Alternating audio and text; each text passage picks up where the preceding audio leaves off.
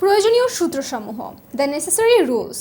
আজকের পর্বে আমরা দেখব যে উৎপাদকের বিশ্লেষণকে আরও বেশি সহজ করবার জন্য আমরা বিভিন্ন যে সূত্র থাকে সেই সূত্রগুলো ব্যবহার করে উৎপাদকের বিশ্লেষণগুলো করতে পারি।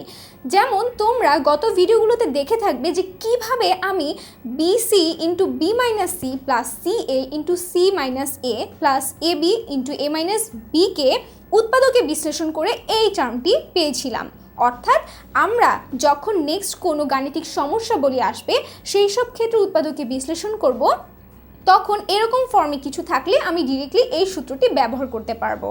এবং দ্বিতীয় ক্ষেত্রে দেখো, দ্বিতীয় যেই সূত্রটি রয়েছে সেটি রয়েছে A square into B minus C plus B square into C minus A plus C square into A minus B থাকলে সেই ক্ষেত্রে আমার সূত্রের যেই প্যাটার্নটি হবে সেটির ক্ষেত্রে হবে হচ্ছে কত, minus a minus B into B minus C into C minus এ।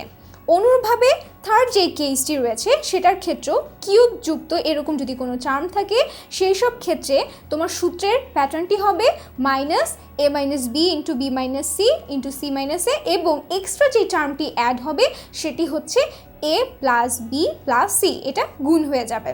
এই তিনটা যদি একটু তুমি পর্যালোচনা করো তাহলে দেখতে পাবে যে এই দুটার ক্ষেত্রে কিন্তু সূত্রের ফর্মুলা তোমার সেম, কিন্তু এ কিউবের ক্ষেত্রে কি হচ্ছে মনে রাখার জন্য এটা মনে রাখবে, যখন এ কিউব বলবে তখন তার সাথে একটা এ প্লাস বি প্লাস সি এই টার্মটা গুণ হবে। এবার আসো ফোর্থ যেই সূত্রটি রয়েছে সেটি হচ্ছে A cube plus B cube plus C cube minus 3abc। এটার ক্ষেত্রে আমরা দেখেছি উৎপাদকে বিশ্লেষণের জন্য আমি এই ফর্মুলাটি ব্যবহার করব, সেটি হচ্ছে A plus B plus C into A square plus B square plus C square minus A B minus B C minus C A. অর্থাৎ চক্রাকারে জিনিসটি ঘুরবে, এবং তোমাকে যদি কোনো গাণিতিক সমস্যা করতে বলে সেই ক্ষেত্রে তুমি যেই ফর্মুলাটি ব্যবহার করবে সেটি